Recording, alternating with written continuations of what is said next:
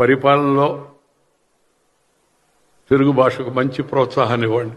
ప్రభుత్వ ఉత్తర్వులు తెలుగులోనే ఇవ్వండి. మరి వాళ్ళకి ఏమన్నా అర్థం కాని వాళ్ళు ఎవరు ఉంటే ఇంగ్లీష్ వాళ్ళు ఉంటే ఒక కాపీ వాళ్ళకి వేయండి. మన ఒక ఆయన మహానుభావుడు చెప్పాడు, సార్ ఎందుకు అట్లా అంటున్నారు మీరు, ఒక కాపీ తెలుగులో వేస్తున్నారు కదా, భిక్ష అదేమన్నా. తెలుగుదేశం ఇది, తెలుగుదేశం పార్టీ కాదు, ప్రదేశం. తెలుగువారి తెలుగులో మనం తెలుగులో సంప్రదించుకోవాలా, తెలుగులో పరిపాలించుకోవాలా, మాట్లాడుకోవాలా.